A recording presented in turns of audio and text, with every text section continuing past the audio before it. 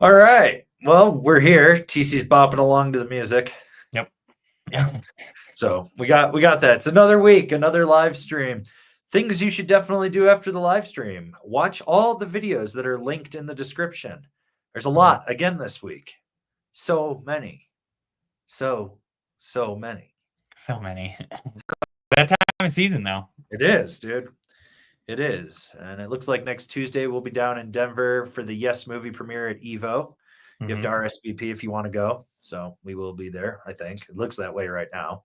Yep. Plans could change. We live in the mountains. I-70 could fall under a terrorist attack of construction workers. The tunnel could shut down. So that's where we're at. So all right. Okay. Well, let's dive into this. We got the first super chat of the day from MB. PSA, I'm coming to Colorado also by Resort Twin. We have to show this Flatlander around and make sure he doesn't die from elevation sickness. Yeah. Yeah. Dude, I just read an article on that people, like rich people, are actually buying oxygen machines like in casinos and pumping oxygen into their mansions here. Yeah. And it's like, and I'm like, why would you even do that? So would you leave your house? You just have elevation sickness because you don't have all the oxygen?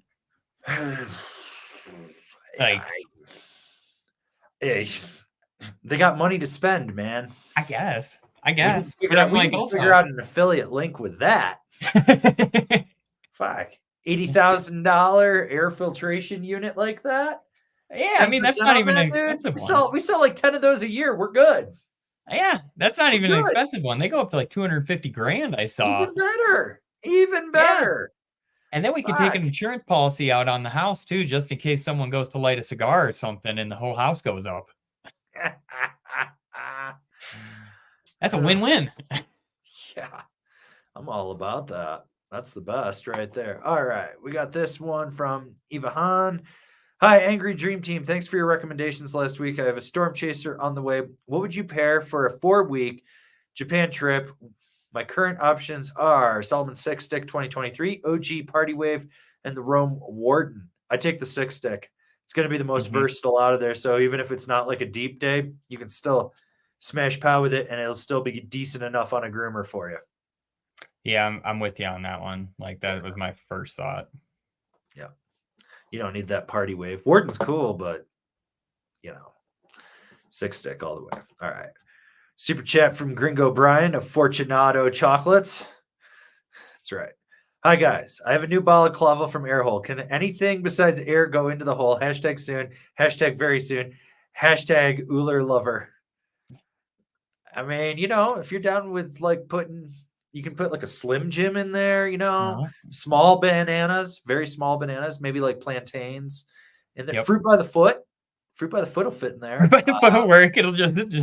Yeah, it just comes right up in there, You could put that in there. I hear Rocky Mountain oysters will fit in there.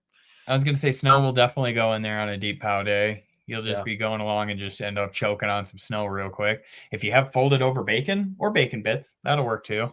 Pocket bacon. Pocket bacon action. Yep, pocket bacon will get in there for you. So, All right. And from Ted G, the Rome Katana or the Rome Vice for a do-it-all binding. Ask yourself if you need pivot mount. That's the difference. That's the big difference. If you need the pivot mount, Katana. If you're on a budget and you still need a decent binding, and it does have the kinked ladder so you can flip it. So you get 3 placements for the strap. Actually, technically it's 9 depending on how you customize it. But that's what the Vice would offer you versus 64 points of articulation. Yeah. From Ben Donaldson, January in Japan this season. What to bring? 166 Retro Ripper, 160 McWavefinder, 170 Son of Birdman Doughboy. Help me, please. Retro Ripper. I mean, or the Wayfinder. Yeah, I was thinking Wayfinder because I haven't ridden the Retro Ripper, but I mean, I would probably bring both of those just in case, because like you could still have the Retro Ripper for those groomer days when you just want to like rip and go fast, and then the Wayfinder for when you do get into snow. Because I don't think the Wayfinder is going to be that great when it comes to just cruising on just carving on groomers, honestly. That's where the retro ripper's better. That thing it's more stable in the nose, and so you can drive it off the forward with your weight on it for a turn. It turns exceptionally well. So that's why I'm saying that's the one to go with. But yeah. That's me. All right. We got our boy Letters up at Boise Big Bank. I'm lost, scared, and confused. Is it spin day? No, that's next month. Black Friday. You missed it. That was last week. That was last week. You got your spins. You're good. But I do have your stickers for you, so those will go out tomorrow morning. Maybe afternoon. Who knows? Who knows? From J.R. Ruiz. Hi, team. I'm currently on a 159 K2 antidote with K2 additions, and I love it. I was able to secure a 159 Ride Deep Fake brand new for 300 over the summer and paired with A6s. Is there overlap? Thanks. A6s are a little underpowering for that board, in my opinion. Yeah. But, at least it's the A and not the C6. The A will be a little more rigid. There is definite overlap between the two. I mean, there's some for sure, but you got your antidote for more freestyle. They're going to have a very similar flex to them, but the deep fake is going to really excel when it comes to powder and just pretty much free riding in general, I would say, where I think it's going to have better float in it. It does have that rocker zone in it and just a bigger nose in general. So with that taper, it will help sink down and everything, but I don't know. I think it's a great quiver. I would love having both of those in one. So I don't think it's a bad thing by any means. Yeah, no. I mean, they complement, but they also contrast at the same time. So, yeah. All right. From Luke Chanowski, new LF sushi looks fucking sick. Do you prefer stiffer or softer volume shift 144 to 150 centimeter pow boards, and why? Hashtag poo toast, hashtag watch out for roof Koreans. Man, rooftop Koreans are the most American motherfuckers in LA. I will die on this goddamn hill. I remember watching that riot. Riot would have been worse if it wasn't for rooftop Koreans. Best people fucking fled North Korea to come here to get on a roof with a gun and defend their property. That's American as fuck. It kind of depends on which board I'm on. Some of them I like stiff, and some of them I like a little softer. It kind of depends on their shape and purpose. I liked my Telos backslash, but now it's so clapped out, I don't like it anymore. Yeah. But my Cool Bean started stiff, and now that it's clapped out, I kind of like it more. It's weird. Yeah, I mean, I think it definitely depends on how the board just based on the board, because Service Dog, not super stiff or anything like that, but it's fun for when you're just messing around on it. But the Super Pig is great for, you can really do a lot on it, and it really, I don't know, for me it just depends on the board, the specs of it, the side cut, the camber profile, all that jazz. You know what I mean? So it's very case by case with me, whether how I'm feeling that day or even what the conditions are, because if it's a shitty brick day out there, I don't want something super soft that's gonna just buck me around everywhere. So out here, I probably want a stiffer board. If I'm over on the East Coast or in the Midwest, I want a softer one like a War Pig, and just have it like that. I hit the ceiling. Nice. How far to the ceiling? 58 inches from where I started. That's not bad. So yeah. Yeah, I mean, it totally depends on who's making the board and what the characteristics are of it and stuff. That's, yeah. All right. From Gnarly Egg, how's the Stranded Descender as a dedicated beefy pow stick? I've got an Alchemist that crushes on the steeps, but it's a bit narrow for the super deep days, considering that or the Ravine Pro Select. Oh, if you want beefy, that's the one to go with. It's going to be wider. It's going to be stiffer than the Ravine Pro or Select, whichever one you find. It's beefier than that. It's going to float well. Basically, think of it like an Alchemist that's wider with a little bit more setback to it and taper. That's the way I'd look at it. It just rides more pow oriented and stuff. I think it'll be good with that. Okay. All right. From JP, these PSAs to buy a spring break resort twin are getting to me. If I were to buy one, what size? I'm 205 pounds with an 11.5 boot. Normally I grab a wide, but the width on this board makes me question whether I need that. I mean, it's already pretty damn wide, but I'd go with the 58 or up. It's kind of your call on that. Yeah, I think it all depends on what brand of boots you have too. True. Like you got a 32 or a Vans, you're probably going to want to go wide. If you have a K2 or a ride boot, you could probably get away with that regular size, but I would just ask yourself, how big is my boot actually? And that would decide whether you should go with the 58 or the 59 wide.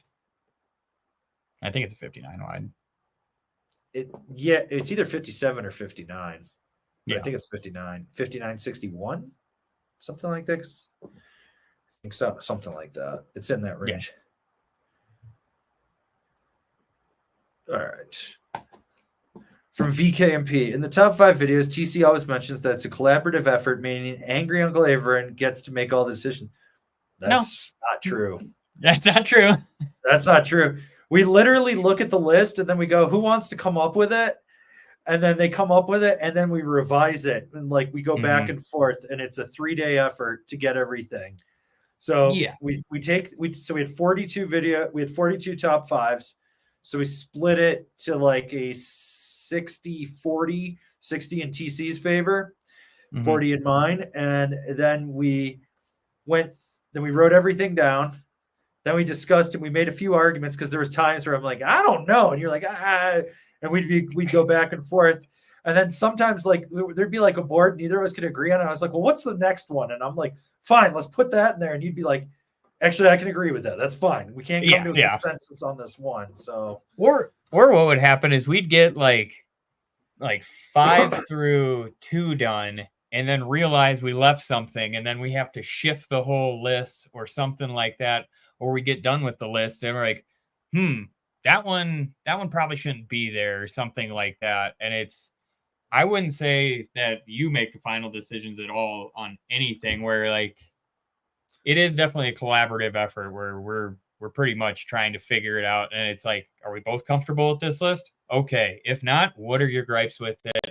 And then we'll figure it out from there. But yeah, I mean, it takes us 3 days to a week, depending on what it is, really, for all of these lists to get them done. So yeah, it takes some time. It's not just Everon just being like, hey, guys, or hey, TC, this is the list and this is what it is because this is what it was partially last year. It's like, no, if I don't like a board and you really like a board, that might just get to an honorable mention then or something like that. But like, in order for it to be like the most collaborative, we both have to like everything on the list, really, where it's not just Avery gets final say, and then it's like, okay, it's what it is.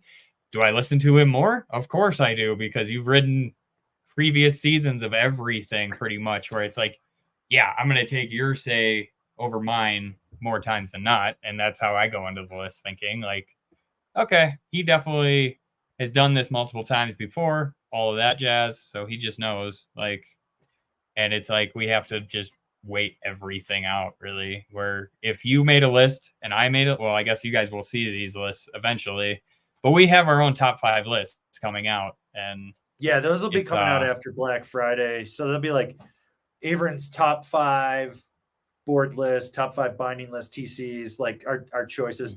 And then we both did a top 5 2-board quiver. Yep. So you guys will get like, so it's like TC's top 5 2-board quiver, Averon's, so you guys get that. No, the only thing that like I'm adamant on is the titles. I'm like, we need to make it this. Yeah. And that's it. That and the thumbnails. Those are like, and I do all those. So TC doesn't handle that. Like, I'm like, this is it. Like we came up, we were playing around with a new one for this year. And TC was like, we should call it The Price is Right. And I was like, yes, we should. And that was he came up with, and like that was, and it was all like it's all $800 and up dollar boards, I think, or $750. I think $850 and up. I think $850. Yeah, it's all high price boards. And we actually had to cut boards off that list too. We were like, oh shit, actually. I know. It's crazy. Shit's getting out of hand. Yeah. Those are scare prices. What the hell? Right. We got HG here. Hey, Angry, would you say the dance hall and the new Stalefish fall in the same category? How Is it different in flex? I'm looking for a replacement for the dance hall. I want something that's good on groomers too. So one, the shaping is completely different. Like you can drastically downsize on the dance hall. On the Stalefish, you don't downsize as much. It's more like a medium. It's like a mid-wide basically. So like you ride it like 3 to 5 centimeters smaller, whereas like a dance hall, I feel like you can go 5 to 8 on that. Because like I would ride a 52 dance hall, which would be 5 centimeters smaller. But then like if I'm riding the Stalefish, I would still ride a 57. Yeah, I would still ride that 57, and I'd be fine with it on there. The big difference is you got more like a traditional snowboards flex in the Stalefish, in my opinion.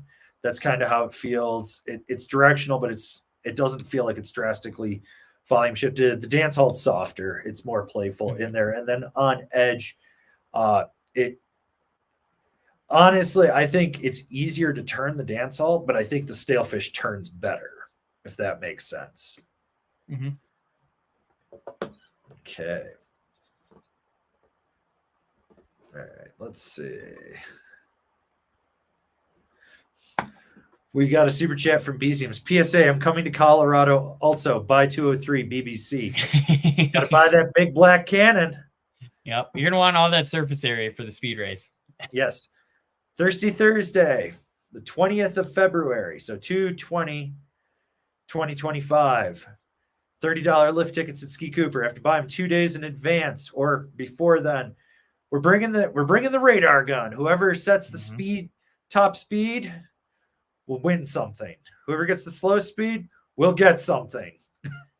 Yeah. People that show up will probably get something. Yeah. I would say that's kind of just how it goes. You know, it's a loose thing. I don't think we're actually going to like set up and be like actually timing people. I think we're going to be riding around with the speed gun, just randomly clocking people. Be like 39. All right. So, yeah. So, all right. We got City Star JC. Just bought a Rosnell Sushi 144 for riding Super Pipe. The graphic is nice, but it's covered up with Evolution stickers from Fuckhouse, so you can't see it anymore. Did I get the right board? Totally, dude. Just remember to get your clues and rotational bindings, especially the ones with the Bluetooth on them, because you need the Bluetooth on there. And they should also have the glow-in-the-dark lights. And while you're at it, you should also get the shred hook for your clues, too, so that way when you're skating, you can just kick it in underneath there so you can be extra kooky. And maybe some rubbing alcohol will take off those stickers for you. No, that's the drink, like Stumpy from Out Cold. Yeah. Did I ever tell you how I invented snowboarding? I was living in a hole in the wall of a town called Utah. That's going to be me in like 3 years. Yeah. I might actually be the same age as Stumpy now. That's fucking scary. All right. From TJ Todd, best way to ship a snowboard? In a box. Yeah. Yeah. All right.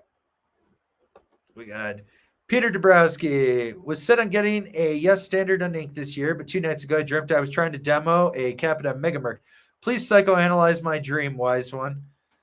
It's analysis paralysis and FOMO working together to subconsciously tell you that if you buy the best, you'll be the best when you don't need that. The Standard on ink is stiffer than the Megamerc. Yeah, 100%. So they fall in the same category, but the Standard on ink is true twin and the Megamerc is directional twin. Both are good boards. Yep. Can't go wrong with either. And you're going to have mid-bite on the Standard on ink and a wider nose and tail, so it'll float probably a little bit better in my opinion. But yeah, you can't go wrong either way. You want to save a couple $100, go with the Standard on ink. Yeah. All right. Let's see.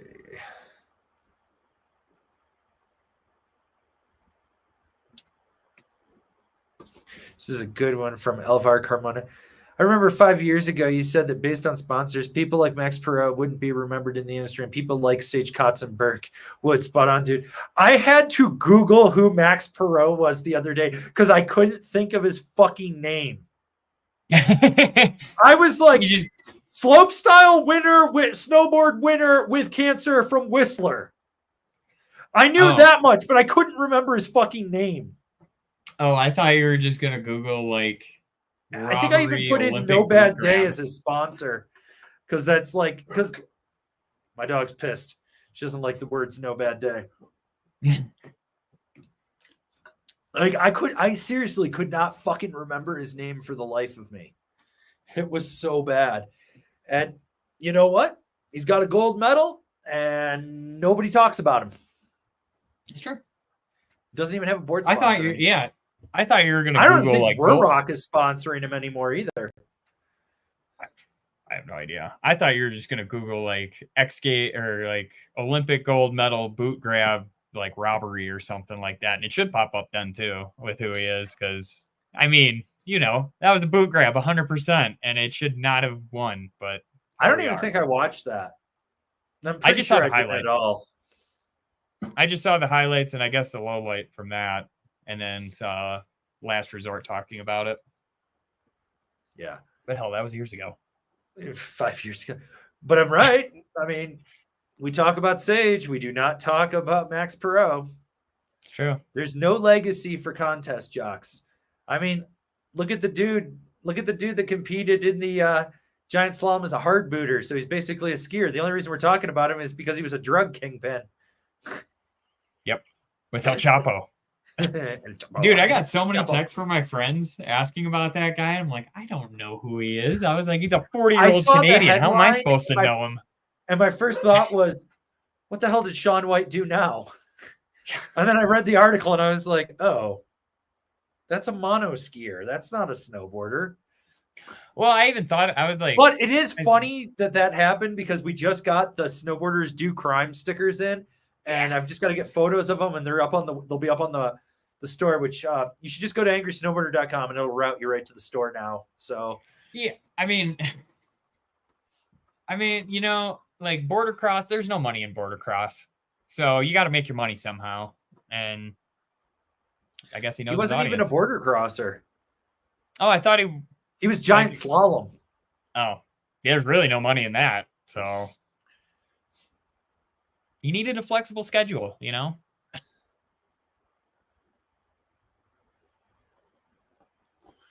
Yeah. I like this question from Xavier Mills. What's up, fuckos? Curious what we should tell customers with broken clues. A, leave. B, tell them to buy new bindings. C, say nothing and hand them a trash can and a screwdriver with anger powder tools.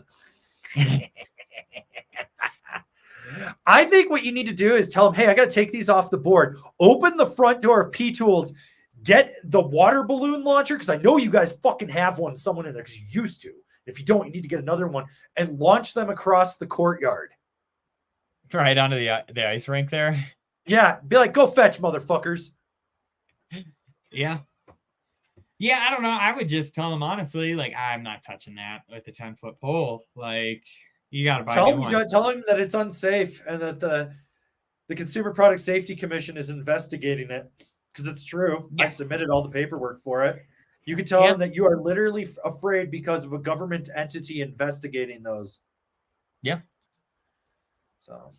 But hey, thanks for watching, X. Now get back to work. Yeah. Yeah. Yeah.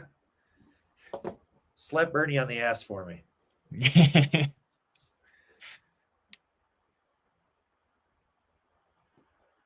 Okay, let's see. Take this one from Nate David. Looking to pick up a volume shifted swallowtail, thinking Nitro Fin Twin, Rosnell Sushi, K2 Special Effects, or the CB, whatever that is. Cool Bean, I guess. Cool Bean. I'm guessing Cool Bean. Find one. I mean, at this point, they haven't made it 3 years, 4 years, 3 years. Any other records for 210 pound, 10.5 a boot? Might want to look at an amplet, maybe like a Psychonaut, or if you want soft, maybe like a spray tray. I would say look at a Solomon Fish as well. Yes, that's actually a really good one. That's going to be a little better than a Fin Twin for you. It's stiffer than a fin twin, but similar concept, and it floats better than a sushi, in my opinion. It's not as nimble, but it floats better. It's kind of like a cross between a fin twin and a cool bean. Special effects is cool, but you don't downsize as much as you did on the cool bean. Like I could ride similar weight to you, but similar boot size. I could ride a 144, and the special effects, the smallest I can go is the 48, and I think that's pushing it these days. Yeah. Yeah. So. Yeah, I'm trying to think. I was like, volume shifts and swallowtails are kind of hard to find. You could also get a 203, go an opposite volume shift. Yeah. Okay. George, they're cutting my pinky toe off if Keystone doesn't open next week. Why? It's Keystone. You should be happy it doesn't open. Like, dude, first off, you're like, oh, my pinky toe won't do anything if I cut. Your balance will be so fucked. Yep. Like, you have no idea how much that will fuck your snowboarding. If you're going to do anything, cut your pinky finger off. Yep. You can always talk to the Yes and Jones sales manager about that. Yep. Which you guys will see that. By the way, we're starting an interview series, and TC recorded a 40-minute interview with the Yes and Jones sales manager yesterday. Mm-hmm. So that will be dropping sometime in the future. We're stacking some stuff right now. So, yep. You could always make them longer too, but we were like, all right, let's just. Yeah. It was supposed to be 20 minutes, and then snowboarding time management's very poor. Just like Jones is so environmentally friendly, they don't have any lights in their office. They go by natural sunlight. Yep. Like, I swear to God, you know how like normally I give the reps like a bottle of booze or something as a thank you? I'm thinking we should just send them a lamp and be like, here you guys go. Here's some light bulbs. They're environmentally friendly. This is for you. And they're all going to be like, why did we get a fucking lamp? Yeah. A lamp and some shitty shades to go in the back. Just a whole bunch of like just Goodwill shades with some stains on them. Be like, okay, guys, here's the deal. Oh, I'll give them the one from my front door. I got to replace it anyways. It's got teeth marks on it from Baroness trying to kill someone on the other side. Yeah. Someone wouldn't stop knocking. So, all right. We got Tyler Hype. Is Rome's double kick legit tech for enhanced landing, buttering stability, or more marketing? It's legit. Mm-hmm. It just takes more effort than most people will ever do to get it to engage properly. Yeah, but I think it's huge for buttering. Like, yeah. I'm 100% for it for buttering. But to get to that point, you really, like, you'll be leaning back, and then all of a sudden you'll feel that double kick, tail kick in, and it'll, like, almost like when a sibling comes up behind you and just, like, shakes you next to the pool and like they're going to push you off. That's kind of what it feels like on there. So it's legit, but it takes a few runs to get used to that thing for sure. Yeah, no, it works. Like once you figure out how to leverage your weight on it, you can get on it with decent effort. And then with a ton of effort, you can get way out on it. And it's like, it's seriously like you're engaging a cambered board. You're pressing into the tip like you normally would. And then you hit rocker and you're like, whoa, okay. Mm-hmm. Like, yeah. All right. We got Angel Garcia. Hey guys, is it worth it to get a base tune on my early/late season board? Haven't gotten it tuned in 2 seasons. Do it. Do it. Do it. Yeah, that's what I would do. All right. We got Senior Kobe, 6'2", 225 pounds, size 11. Love my 159 yes standard, but it was a little too soft for my weight. Looking for a new Cam Rock daily driver that's a bit stiffer with more keen where I ride the Pacific Northwest. Why don't you bump up to a flagship? Yeah. Yeah. Yeah. Get into that directional. Or maybe like a ride deep fake. That would be another one, I think, you know.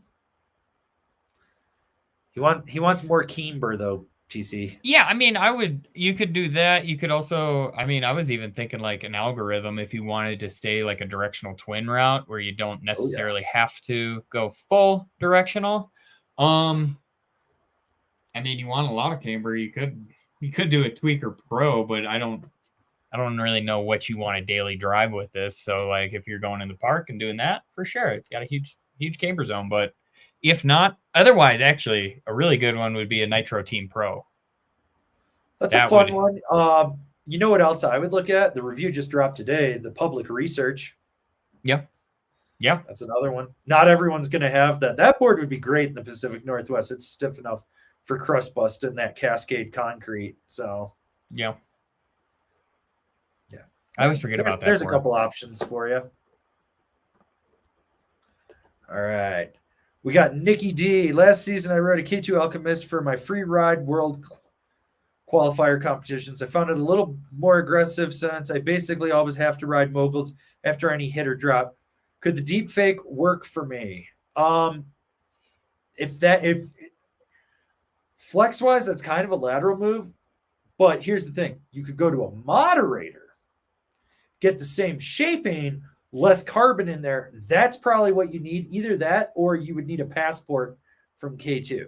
That's what I'm thinking. Yep, that's exactly what I was thinking too. Because you're gonna have those metal sidewells on the deep fake, and if you get into any chop stuff, it's gonna want to like pretty much cut through it or skip over it. Where when you're coming out of a drop like Mach 10, you really probably don't want that. It's gonna be very similar to your Alchemist in that sense. So I'm with you on that. Maybe go a little bit softer, land bolts more, but it's gonna caress around those moguls instead. So probably something like that. That's kind of what I was thinking. Because you just don't want to be in something that's that stiff.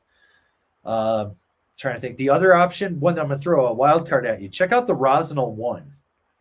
That might be something cool for you. Either that or maybe even a Rosinal Resurgence, because the tip kick is really designed for POW, and it's so abrupt and it comes out and it's so elongated with the cam rocker in there that when you hit a mogul, it's going to climb on top of it rather than buck you.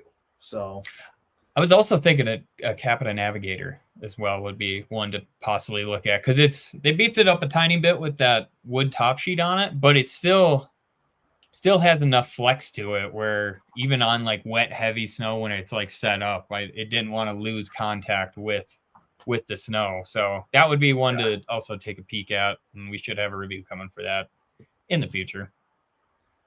Yeah. All right. We got H Gibberish with the 666 number of the beast super chat. Have the 162 and want to upgrade to the 64 archetype. Is the phono top sheet on the Legacy worth it for a larger rider? It's a pretensions top sheet, so it gives you a little bit more response. So it's not a bad option for you. Just remember, you're only bumping up about like that much, so it's not a crazy amount, but definitely something to consider for sure. All right. From Brendan, the disgruntled historian, consensus on the Rat Pack 2-board quiver, which is the Rat Air Tanker and the Dinosaurs Will Die Rat. I'm here for it. A 201 longboard, and then you get like a 152-ish jib board that's flat with rocker in it. I'm here for this. I'm here for this. I'm here for that. That's what I'm here for. Yeah. Well, all right. From Johnny Ryan, what would be a great POW only board for the steep and deep days? 5'9", 180 pounds, and I have both my feet. Nice. It's good to have both your feet. It is good to have both feet.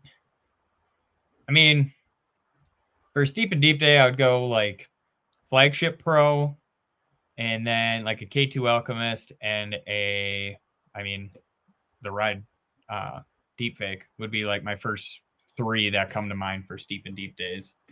But what do you got? So I'm thinking Hovercraft, because that's a good one. That's a good POW board for it.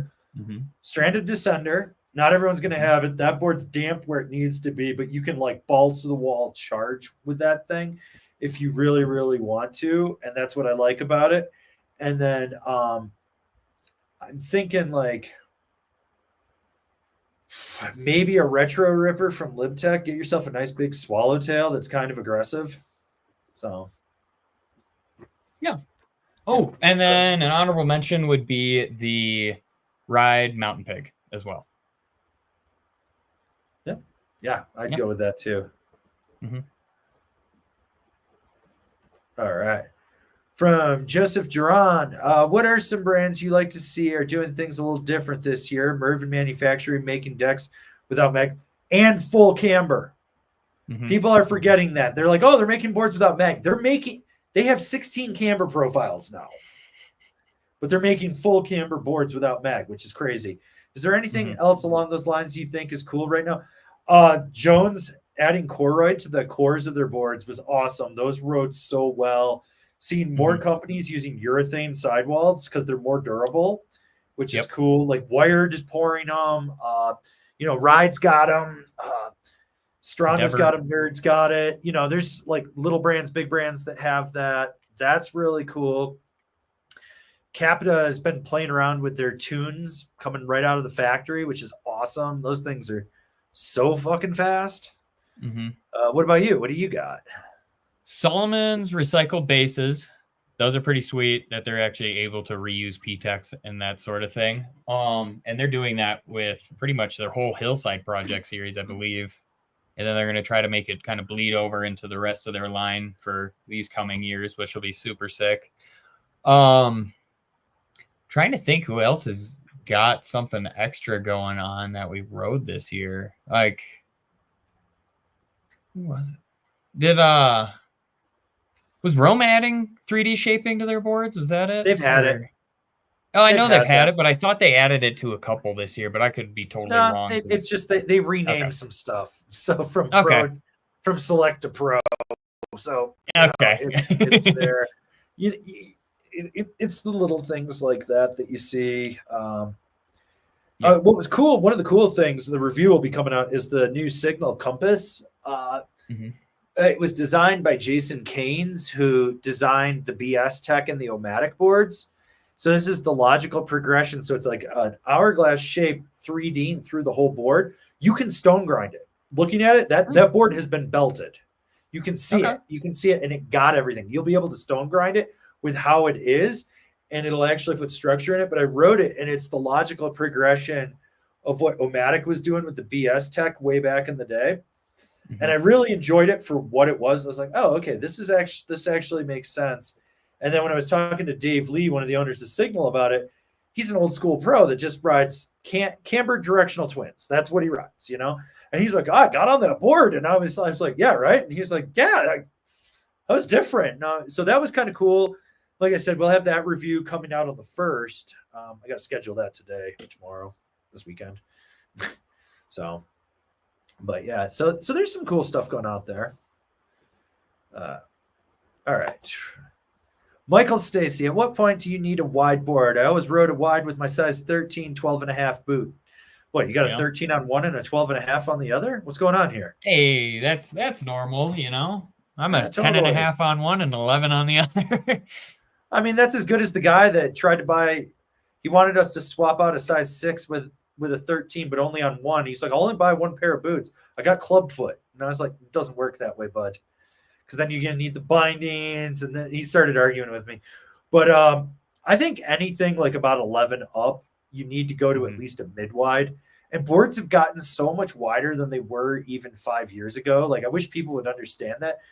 It's like, there's a lot of people giving misinformation. They're like, you need to have a 29 waisted board with a size 9 or you're going to boot out. No, you're not. You're just falling over because you don't know how to leverage the board. But realistically, like, most stuff is wider than it was, and it's getting in, which is nice because it's more stable and stuff. And like, I think the narrowest board we rode this year was the Berserker. Yeah. I can't think of anything else that was narrow. No, that's the one that comes almost to my everything mind. Now would either have been considered a mid-wide or a wide 5 to 8 years ago. Yeah. Yeah. And like, I'm with you on it, like size 11, 10.5 in some brands. But like you said, like if you have anything with like grip tech, traction tech, any of that shit on a board, it's going to be a little bit wider, even underfoot. Like, I remember Tony, the Arbor rep, telling us, he's like, all of our boards are technically mid-wide because of the grip tech bump on the outside. So like you can fit an 11 and 11.5 on these still and be fine. And same with like the Jones boards too. But like, if I'm selling a board to somebody, you're size 11, depending on the boot, you're probably looking at a mid-wide to a wide, depending on. But yeah. Well, and the other thing is like, it started. So I convinced the guys at Marhar, rest in peace, that they should put the width at the inserts for the lumberjack, and then they started doing it with some of their other models. And then I mentioned casually something to the Nidecker guys, like actually at Nidecker, and they were like, yeah, we should do that. And so Nidecker lists the width at the inserts, and so does Yes. And more companies are starting to do that because everyone's like, I need to know the waist. And I was like, why? That's a skier measurement, because they mount their ski or their boot at the center of the waist. We don't. We're further out, so we're closer to the tip and the tail, which means it's wider out there. So more companies need to do that. I've been on this mission for like 15 plus years to get more companies to list that, because then people can be like, oh, this actually makes sense. It's 27.5 under a foot, or it's 28, or it's 29, or whatever it is at reference stance, which means if I'm wider than reference, so let's say reference is 21 and you ride 22, you're going to go out a half on each one to hit that 22, which means it's only going to be wider. So, yeah.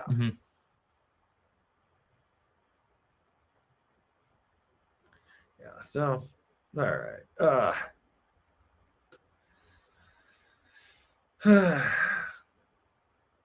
Okay. All right. We'll take this one from VKMP. TC is definitely the guy in the mountain annoying everyone with his big Bluetooth speaker. Can you confirm this, my uncle? That is a lie. That is a bold-faced lie.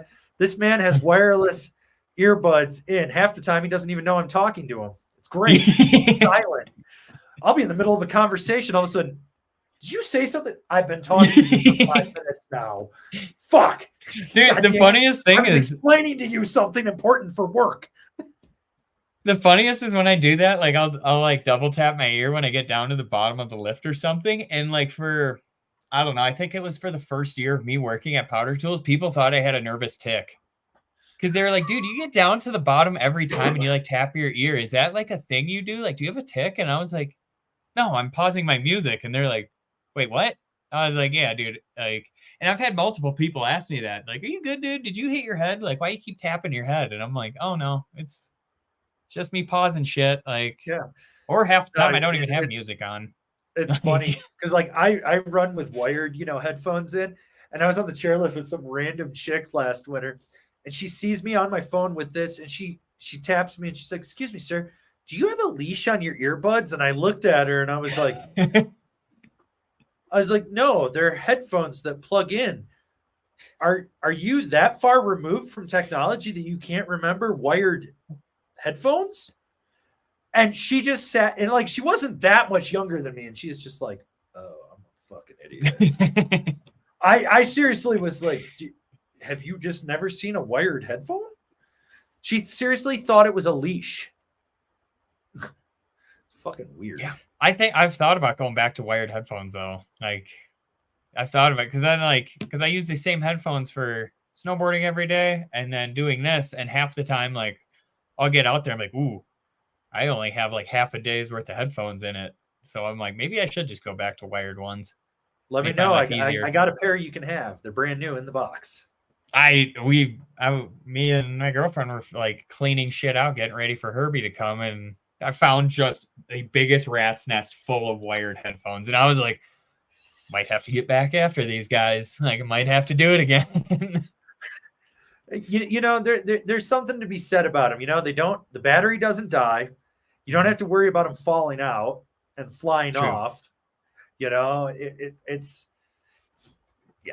So the reason I stopped is because they used to get snagged in like my ninja suit or my jacket, and I turned my head and it would just rip out of my ear. I'm like, that hurt. Like that's the most uncomfortable thing ever. Or I just got one that I start chewing on halfway through the day. If I'm having a great pow day, I'm like, got the little like voice talk thing in my mouth, and I'm like, okay, I gotta stop doing this. Like, who knows where these hands have been on a pow day? She's pissed at something out there.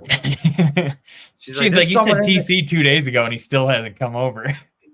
She's pissed. I was like, yeah, I was on the phone with you yesterday, and I was like, oh, what's up, TC? And she's just like looking around. She's like, I know So the weirdest thing that I've ever done with my dog is I trained her to recognize people's names.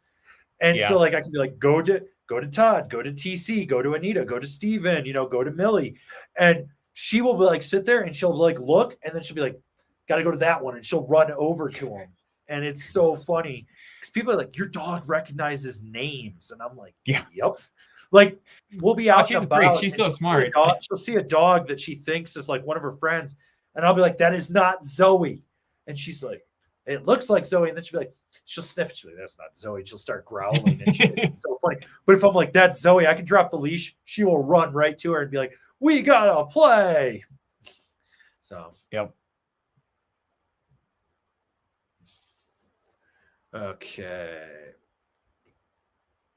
All right. So, from Adam Finlay, any chance of the Endeavor Trooper review coming up before Black Friday? We didn't ride one.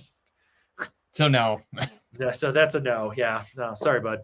Well, isn't that a carry forward from last year? I thought it was a new model. Oh, I don't know. I have no fucking clue. All right. So we got a little... Give me an old crusty ass rundown on moving from a Super Natten from DC to a Ride Berserker. Watch your reviews, but need the live comparison. No, you watch the reviews. You're good. All I'm going to do is reiterate the point. You're looking for fucking validation. That's it. It's going to be a more modern board. It's not going to be clapped out. Yep. It's going to turn on a dime. It's going to want to be twitchy. It's got really good pop to it. It'll float and pow. There you go.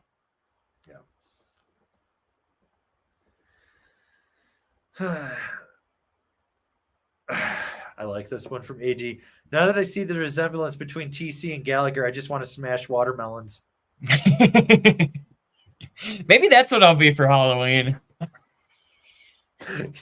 You're going to go pay a lot for a watermelon. Yeah. Maybe I'll just carry a pumpkin around. Yeah, that'd still be funny, though. Yes. That would be good. Maybe. I got to see if I have a striped shirt like Gallagher. There you go. So we got Steve K. Have 10 neighborhood rad dads headed to Salt Lake City in March with 3 full days of shredding. With Icon, we're hitting Snowbird and Brighton. Should we hit Solitude or spend a second day at one of the... So here's the crazy thing. If they open the gate, you can get from one to the other. You can go to both resorts if the gate's open. So, I mean, they're there. I would see if the gate's open. If it is, fucking head over. That's what I would do. Yeah. So.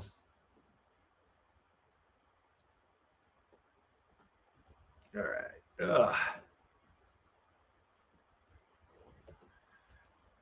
Brad Rustad, is it worth it to bartend at one of the resorts in Colorado for the seasons? I've had friends who worked at Vail for the season tell me it's worth it for the slow pass. Slow pass ain't shit, man. If you're in a good bar, dude, you're going to pull down 80 to 100K.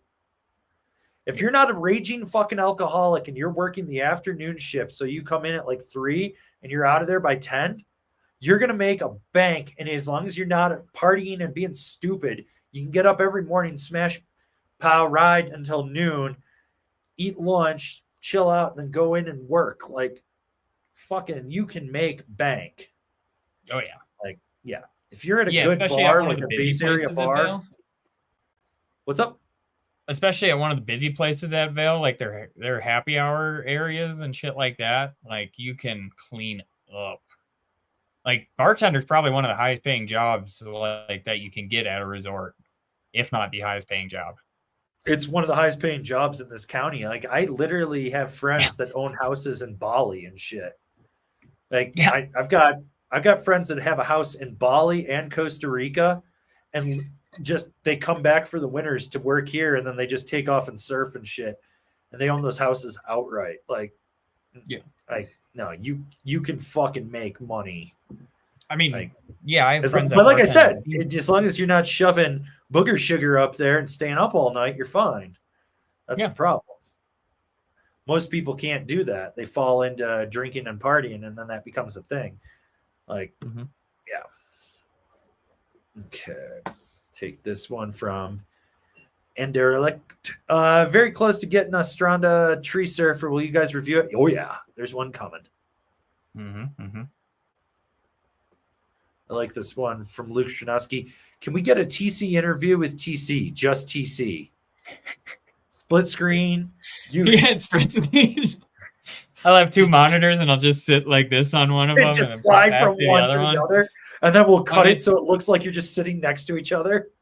Yeah, and I'll get just two different shirts going. So like half of the shirt is just buttoned together and it's just pinned in the back, and I can just pop back and forth.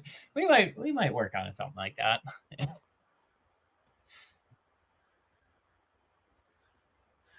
All right. From Life in the Slow Lane, riding a 154 ride 0 and some clapped out 5-year-old Malavitas. I have sensitive feet and battle foot fatigue.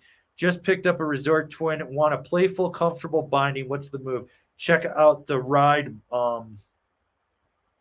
it the 0? No. What the fuck is it? It's the one with the freaking asymmetrical strap in it, but from Nitro. That I would look at one of those, maybe even the one from Nitro. Otherwise, I think you need to go to a Battalion Blaster because you're going to get a good footbed underneath it, and that'll dampen. But and make sure it's the ASIM wrap. That'll give you more play in there. I think that's the way to go. And if you haven't already, swap your footbeds out in your snowboard boot. That will help you. You got anything to add to that one, sir? I'm just wondering where the foot fatigue is coming from. Is it coming from the outside of the foot, or is it coming from like the actual binding itself, or maybe the boots are just too big? Like, I don't know. If you're still watching, let us know and we can give you a little bit better recommendation. But I mean, those bindings you said are great. Like, I would definitely recommend either like that, like a Rome or a Battalion, because of how damp their footbeds are. If it's not on the outside of your feet, you could easily go with like a Yes unink, and that would probably be stiff enough for you. Or even the Drive, I think, would probably be better. And that way you're going to have more support, and it's going to be a little bit stiffer on the footbed or on like the tray area where your boot goes. And that way it's not going to allow your boot to crease over the side if you're getting outside foot fatigue, or inside. It's not going to really want your boot to go one way or another. So that would be something to look at as well. But it could just be, I mean, it could be a boot battle that you're dealing with that you don't even know about. And that's usually where it is. You want to start with the boot and then go to the binding from there. All right. We got Michael Y, 50 years old, 5'11", 210, size 10 boots, been boarding for nearly 40 years, and joints feeling it. What can you recommend that will still hold a hard carb, but I can also be lazy on it? Thanks, Angry and TC. Ride Moderator. Jones Flagship. I was thinking a Free Carver 6000. Ooh, 6000 is a good one too. You know, you might like a Stranda Tree Surfer. I think that's it. I think that's the one. I'm trying to remember. It's not the Descender. So I think it's the Tree Surfer. That would be a good one. You also might like a Nerd Superposition. So trying to think. Yeah. Possibly a K2 Passport as well. That one will rip a carve. Not going to be the super most aggressive thing out there, but you'll still be able to hold an edge on it and just kind of chill if you really want. Trying to think what trying to think. I mean, you could do a dance hall. Yeah, you could. Well, I'd go a Dance Hall Pro. Okay. 210. You're a little stiffer. It'll be a little more damp. It'll have a higher end base. Yeah, 210. I'd go with that.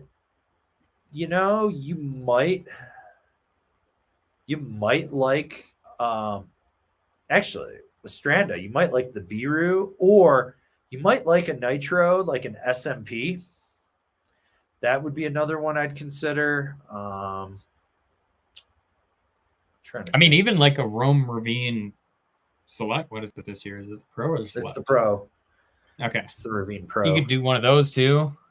A little bit more on the aggressive side, but you can still kind of chill on it and not have to like worry about catching an edge. Yeah. That guy got back to us. His foot fatigue is on the inner arch. Oh, it's the inner arch? You probably don't have good arch support. Or if you did get custom insoles. Bud. Yep. Yeah, I was gonna say you could just have that arch pushing into your arch where it's not cupping it.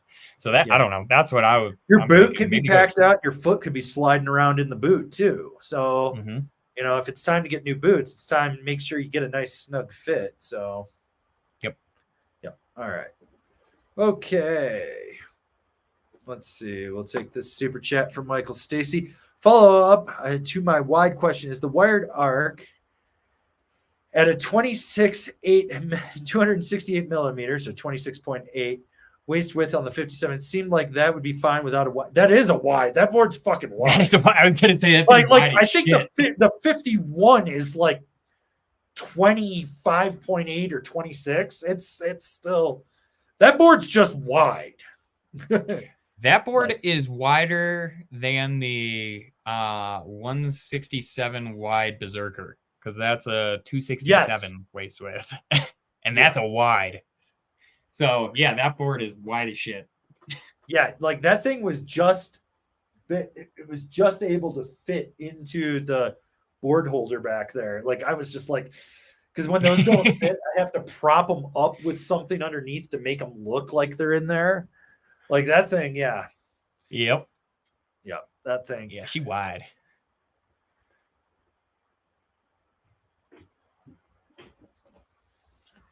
We got Xavier V21 looking for validation. Hey, Angry, got the 23-24 Nitro Team Pro bindings. Would they match well with the new Gamma APX from Nidecker, or go with a different binding? No, you're fine. Go ride. Yeah, go rip it. You're validated. Sick board too. Yeah.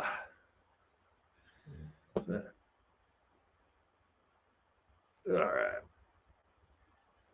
Okay. Let's see. So we got Stephen Evison. Thanks for the validation for the ride. Shadow Band managed to get on one in a 155 at the indoor fridge last week. Size 10 boot, 160 pounds. Should I bump up or stick with the 50? Stick with the 55. You're golden. Yeah. And with the 55 being a wide, you're going to get more stability. You're fine. It's going to ride, because the next size up is a 57. It'll be a little narrower, but you're still going to get a pretty similar stability just by gaining that length. So yeah. Yeah. Gnarly Egg, thoughts on Taho Lab boards? I can't even remember when the last time was I looked at them. I know they exist, and that's about it. That's where I'm at. Do you know anything? No. Haven't heard of them. Yeah. All right. We got Siok. Hey guys, in many videos you mentioned driving the knee when carving. What does it mean? I'm a noob who started in January but lucky to live by the ups. So if this is my back knee, right, and you're in the carve, you got the board weighted, you roll to the inside of your foot and bend your knee towards the front one. So you're basically going kind of knock-kneed. And what that's going to do, if depending on how you're extending the front leg, you're driving it from that camber. You're pushing it into the center of the board, and that's going to put your power down because you're flexing it, and everything in that core is going to work and drive the power out to the tail. So you bring your knee in like this, and you roll it in as you're pushing down, and then you kind of transition back. You're going to bring your knee back, and that power is going to escape out the outside of your foot towards the tail. Yep. So you're pretty much just trying to decamber that board like you mentioned. Yep. So when you twist that back foot in, it'll just decamber it, dig that edge in more, and allow you to just really drive that turn.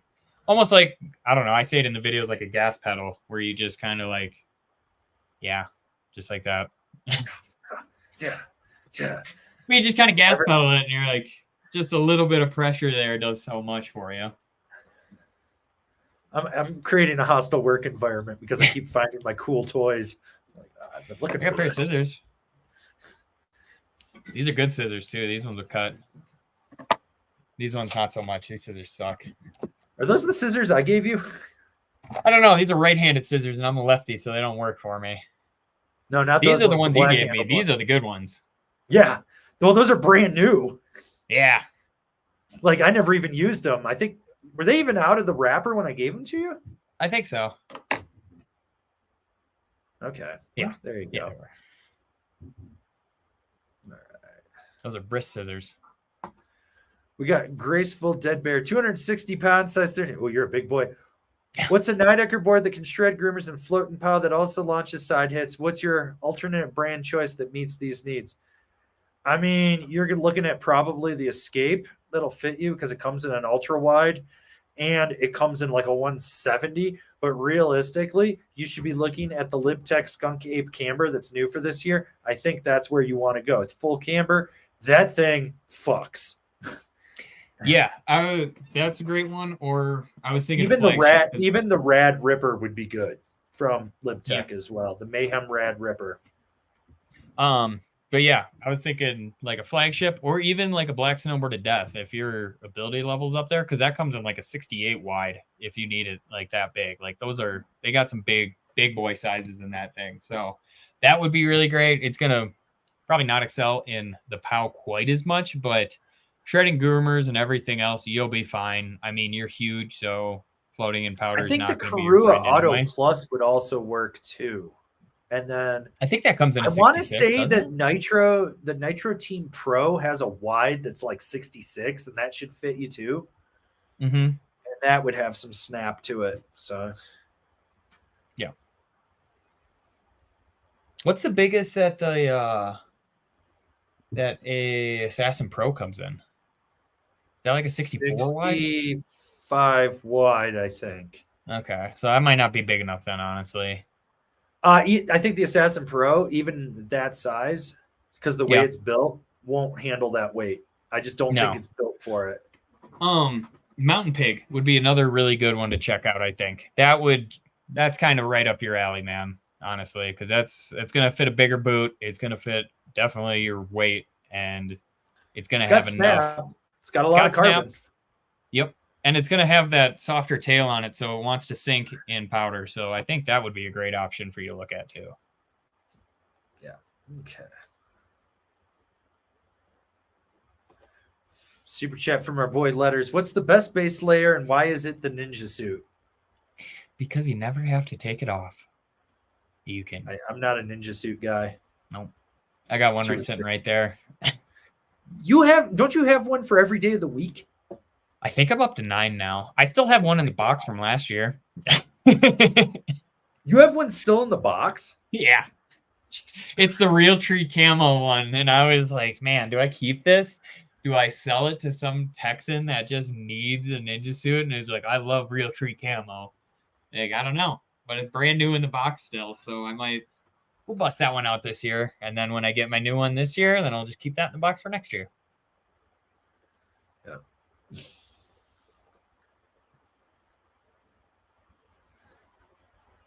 All right. We got another super chat from Michael Stacy. I heard you mention a few times that you would put structure on the base. How do you know when it needs to be structured?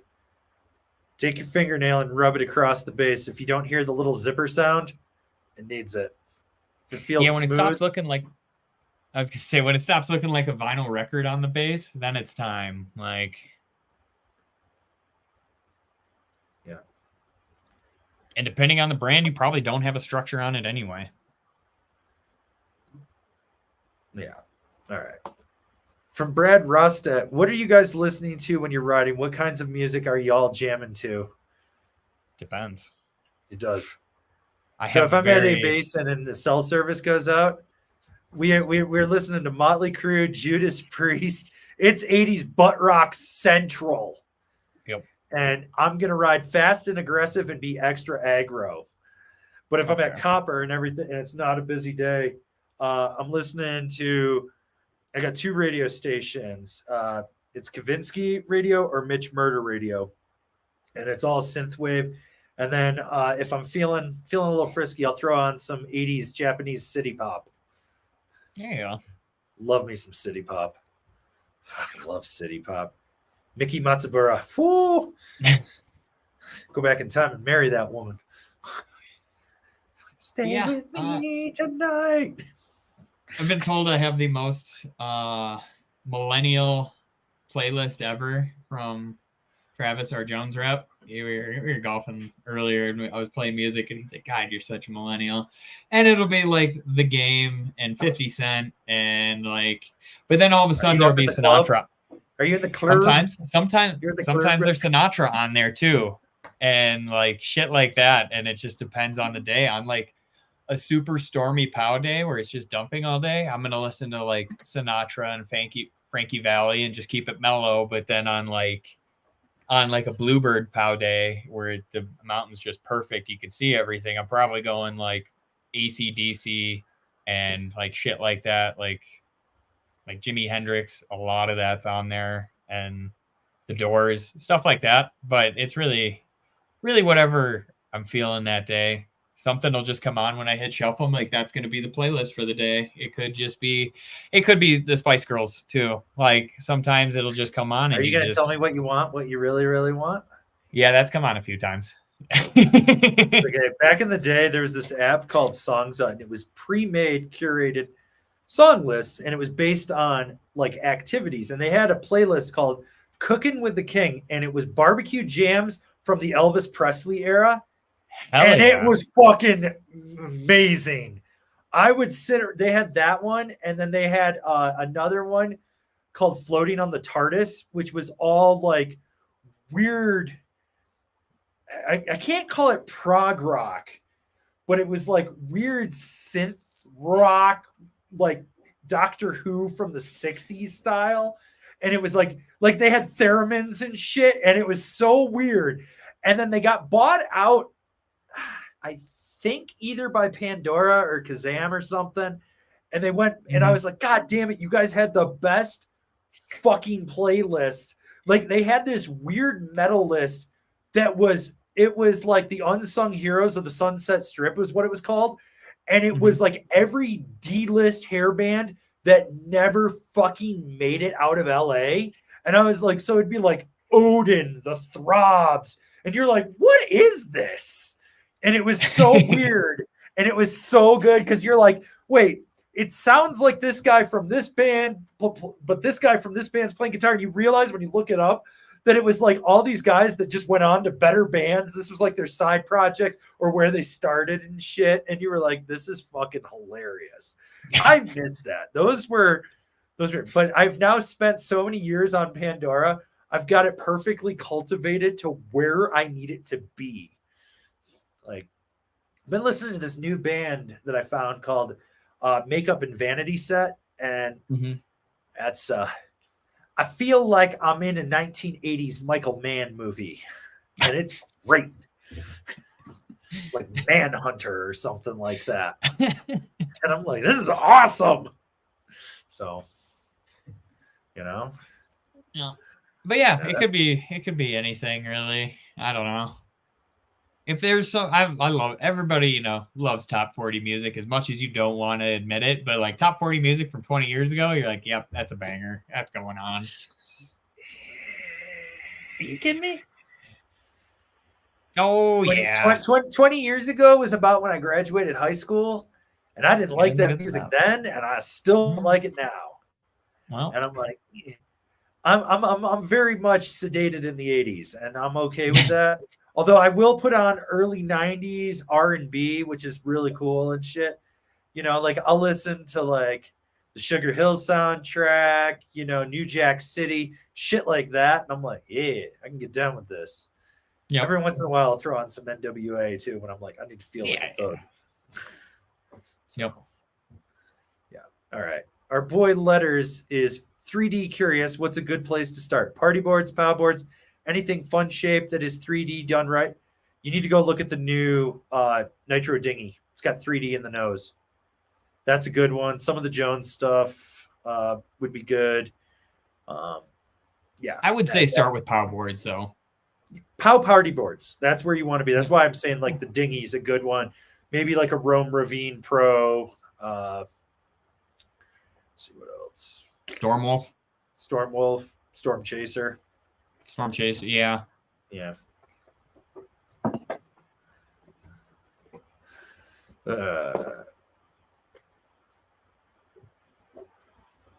Okay, let's see.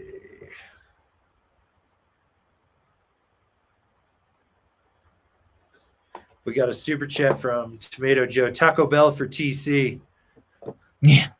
Dude, maybe I'll take you to Taco Bell on Tuesday. Ooh. There's a really good one by my old house in Lakewood. They hook it up. Yeah, they give you double. I'll take you. I'm not eating shit. They hook it up. I want to go eat some Asian food. We got an Asian place in town. It's great. There's also a really good Asian spot or Chinese spot next to my old place in Lakewood too. Those guys, they do it right. I haven't seen anybody eat in that place, but there's always 20 to-go orders every time I go in there. So I'm like, that's the place. Probably a 10-year-old doing his homework answering the phone. They might have him in the back cooking because it was just even one dude and his mom. That's all I know. He's like, let me go talk to my mom. I'm like, wait, what the hell did you just say? Like, okay. But yeah, banging food. Real good. All the MSG. Let's see.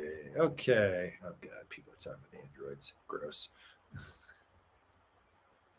All right. We'll take this one from Gaizu.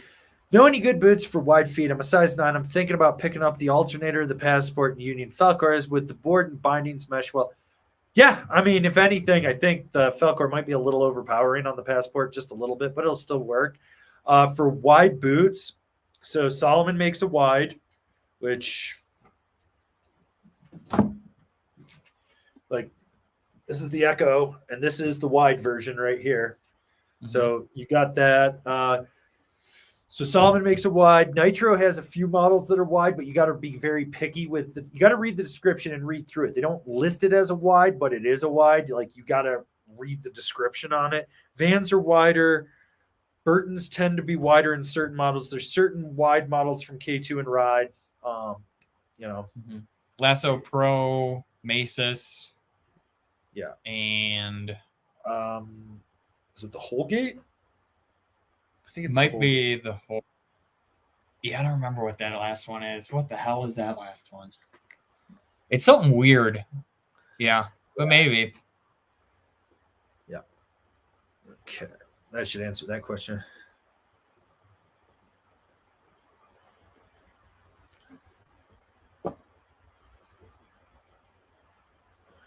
All right. So Scott Hollinsworth, I get ankle pain and bruising on the inside of my front foot, right on the ankle bone. I've been to the shop and they had them heat mold and stretch the boot 3 times better, but not fixed. Any ideas?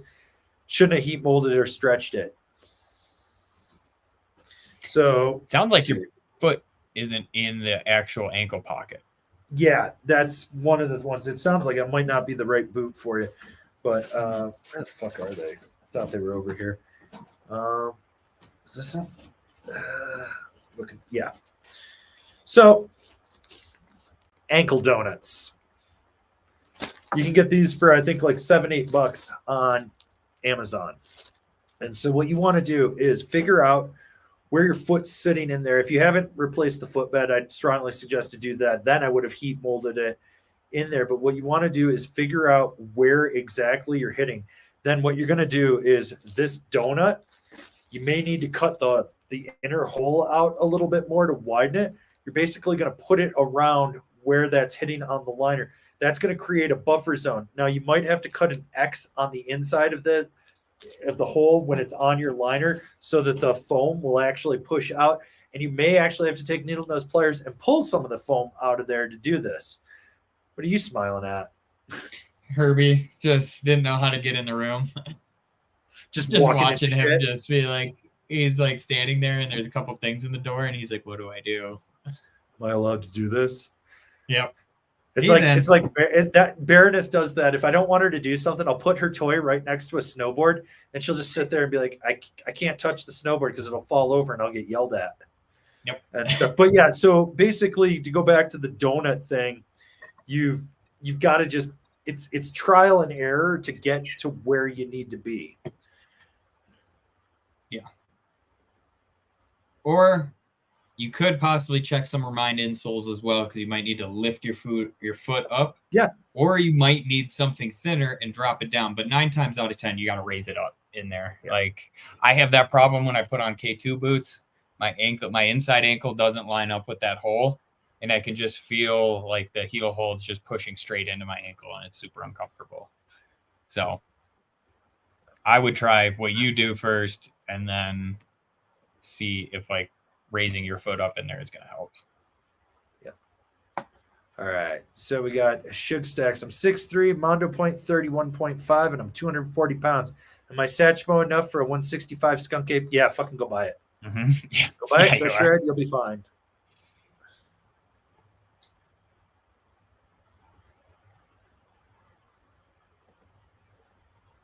So, all right. Let's see.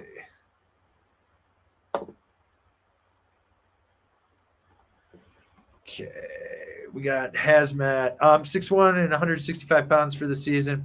Got myself a 2023, 24. Yes, Greats on Ink and a 59, and paired that with the Union Strat as a decent board size and binding setup for me. It's a little big. Yeah, a little big, but I mean, if it's going to be a daily driver, going to be your all mountain, that won't be bad, I don't think. Like, it'll be fine for you. Sweet board. I actually haven't ridden that one in years. I should get on that. All right. We got MC Ruiz. The shop I was going to buy a first-gen Slusher for and a 151 only had a 47. How does that size do for my 225-pound body? Is it too small? Any alternatives for my Arnold and DeVito two-board quiver? Ooh, going with the twins. Here's the thing about that. If you're okay with it being more flexible, you can get away with it at 225. Is it going to be ideal? No. Just understand you will overflex it. And so instead of getting power out of a turn, you can do it. Otherwise, if you want to bump up to something kind of similar, I'm thinking like the Nitro Pow would be a good one for you. That's one I'd look at. And maybe even go with like a Super Pig. Yeah, for 225, definitely. I would say a Super Pig would be a great option. Yeah. I would even look at an excavator. It's going to be a little bump up from a Slush Slasher, but like if you're looking for that like short fatty, that could be a good option for you. You might like the new K2 Almanac. Yeah. Or you could get away with at 225, you could get away with a 48 K2 special effects too. Yeah. Which I think the next size up is a 52, so you could even do that too.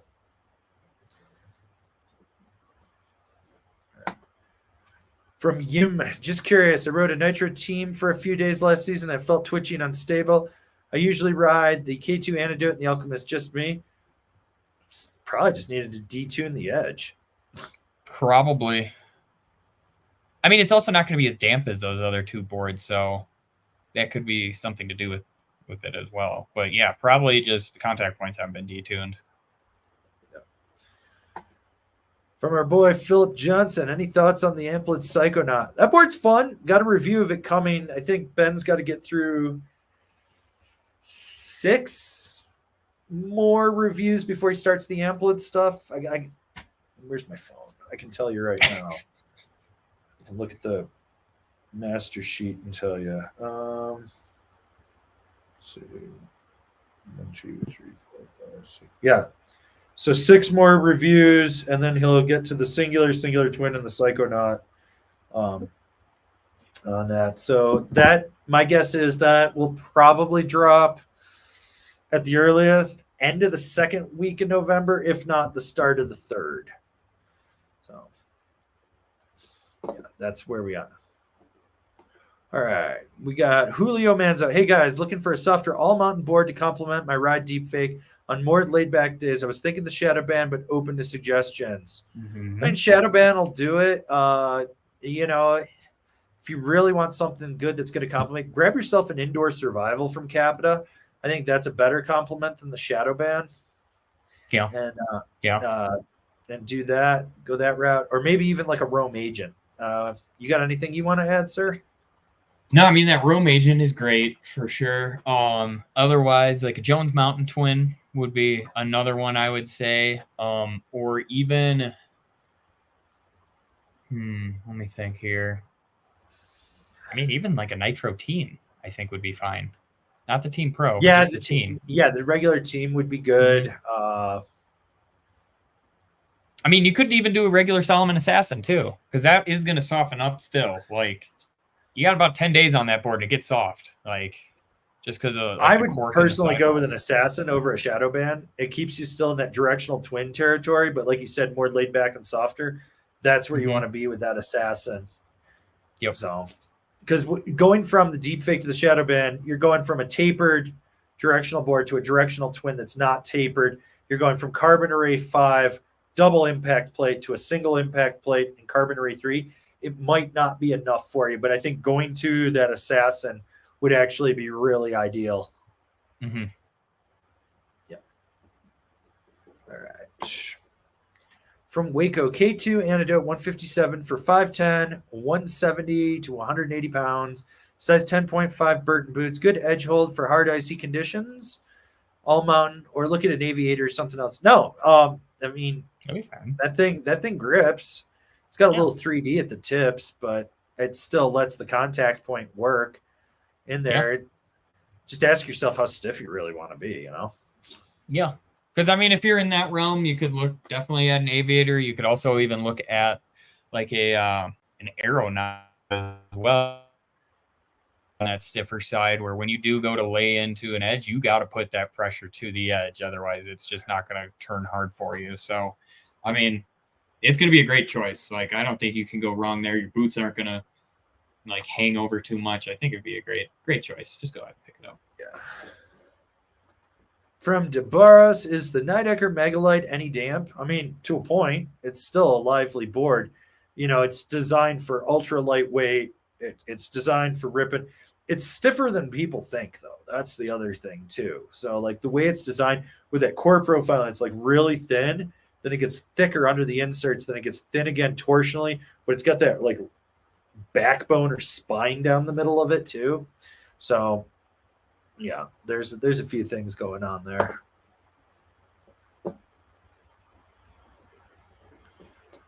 Brian P. I have a 147 Ride Peace Seeker and might add a 56 Cafe Racer to my carving quiver.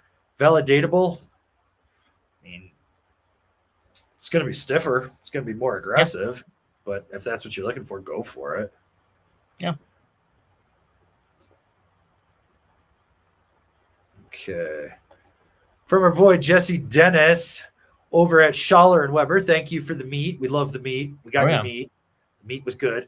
What up, Elvar Ham? Heading over to the world famous Apollo to support Hoods to Woods and watch some skiing, apparently. Get bent. Yeah, well, everyone buy your meat from Schaller and Weber. Use code Angry20. Get 20% off. It's the official meat sponsor those meat sticks, of the Angry Snowboarder. Those Slim Jim style meat sticks are so good. When I drove back from Minnesota to here, I brought like 20 of those things, and that was my diet pretty much the whole car ride. It's like, ooh, meat stick. Like, were you driving to take a bite, then reach behind you and give it to Herbie to take a bite? Because that would have been freaking hilarious. Herbie just sitting up between the seats, just. I'm sure he would have loved it, but I have not given him any his farts would have been horrendous. Oh, they would have been terrible. They're already bad, and it's like that would have just been the icing on the cake.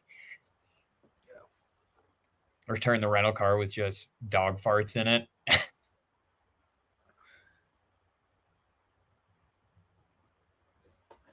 Ryan Hansen went in on 2 pairs of Alec nunchucks with a homie so we can have comms plus music on the hill. Any experience? I have no clue what the fuck they are. I've never. I think it's those headphone or like speakers that you can hook together. I don't know though.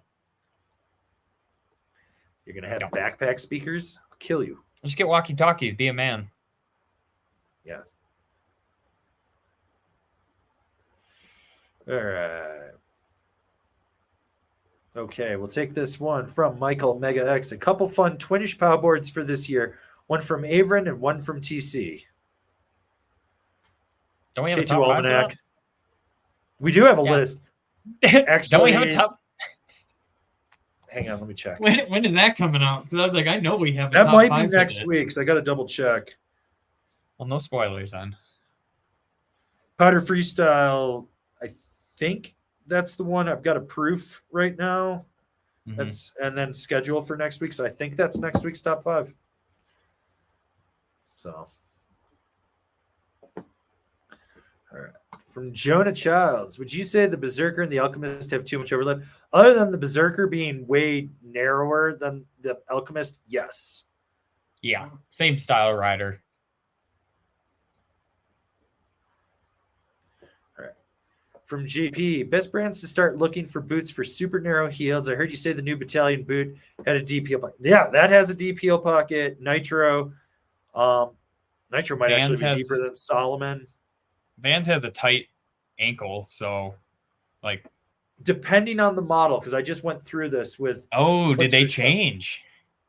It depends on it depends on the liner, because there's the V1, the V2, and the V3. You want, so if you want the tightest heel pocket, you want the V3. That's going to be the best one because it's got the X cage on the outside and it's got the big internal J bars. The problem is going to be you're going to need to get, I think you got to pull the stock insole and you're going to have to figure out how to sit your foot in there properly, because a lot of people sit lower than they need to, or they sit lower than it's designed for with that. But the other thing is you need to buy Vans boots tighter than you think. They pack out almost a full size. And I would say half a size smaller than you. We're at with that. I would say also look at the Nidecker boots, because the Nidecker and Batin boots, they share a lot, and I think they share the same designer. So that's where it is. But it looks like you got a few options at least. What about Ride? How do they compare? Like, because they fit my heel really well. Like, and I have a narrower heel. I wouldn't call it super narrow, but once I get them all tied up, I feel snug in there. But I know you're the one measuring stuff right now, and I don't know if you've gotten to that yet. Yeah. Okay. Sorry, I was reading something. No, I'm in my own world over here. All right. We got Shoot. I always ask about ASIMs, but how do the Gamma and Gamma APX compare to the Greats? I have a Greats and can't decide which way to go. Realistically, the Greats is the middle ground between the Gamma and the APX. So in terms of stiffness, from softest to stiffest, it's Gamma, Greats, Gamma APX. In terms of edge hold, best to worst, Greats, Gamma APX, Gamma. In terms of which has the most pop, Gamma APX, and then it's kind of a tie between the Greats and the Gamma. So, yeah, hopefully that answers your question.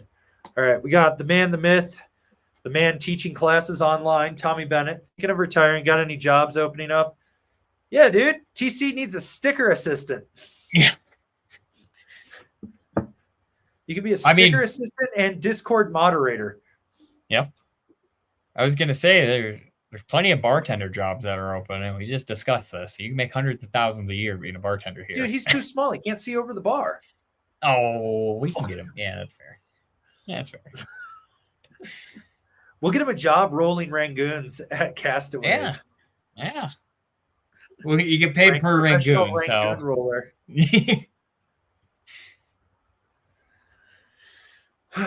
Ski Ballet does pretty well. Yeah, there you go.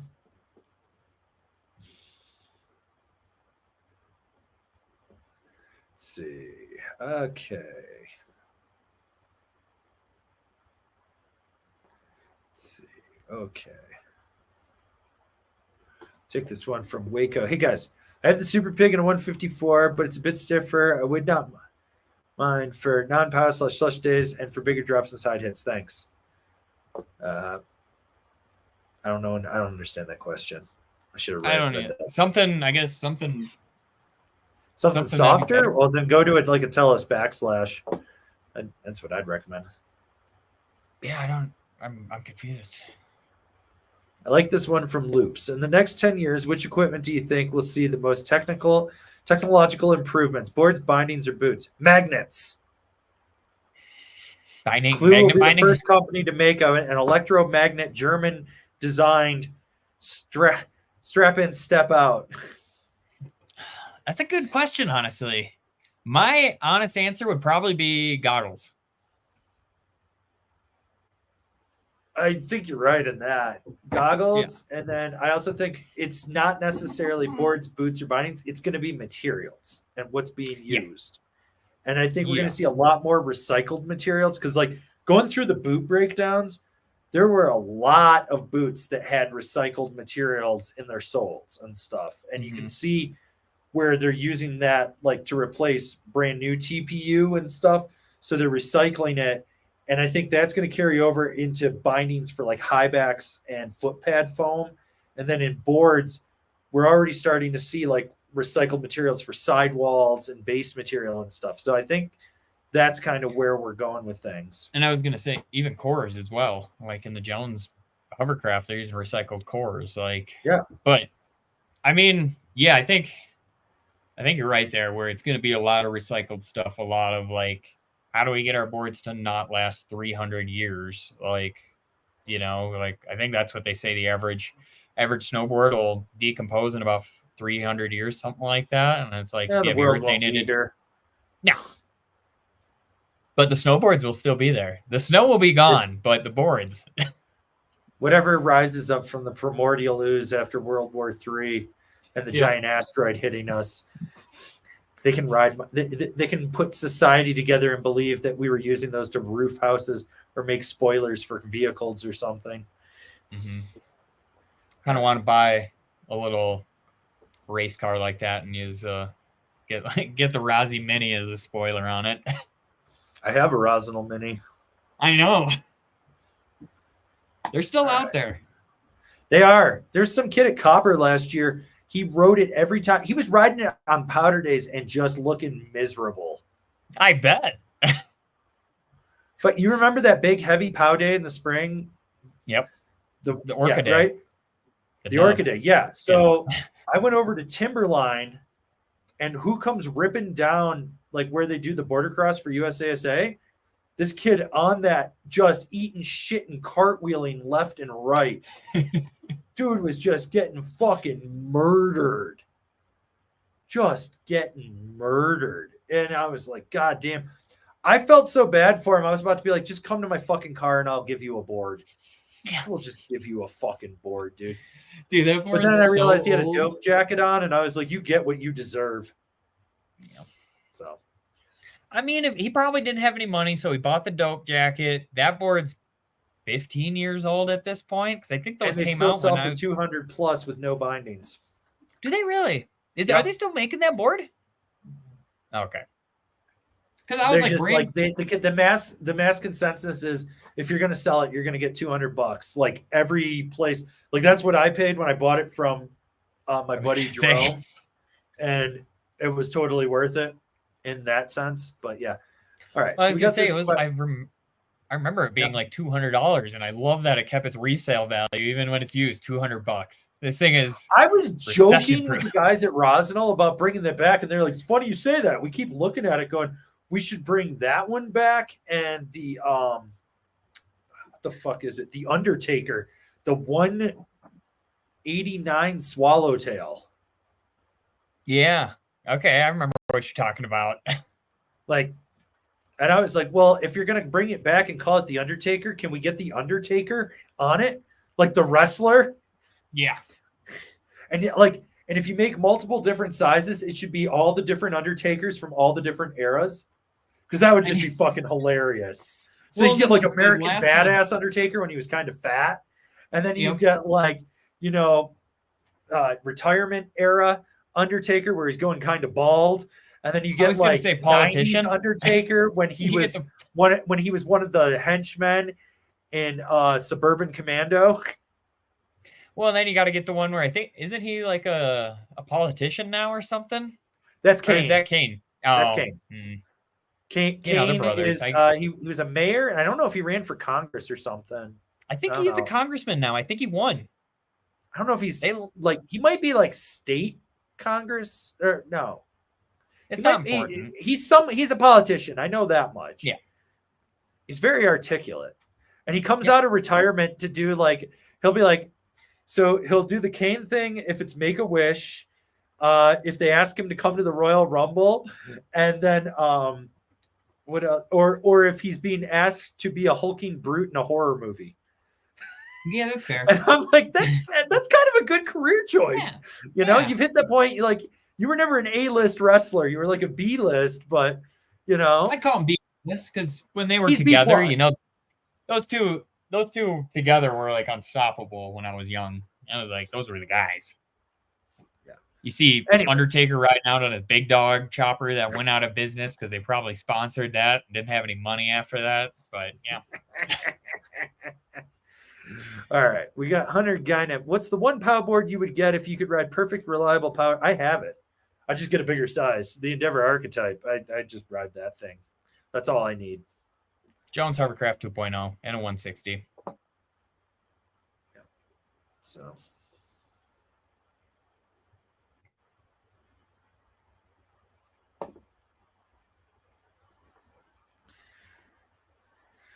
Okay,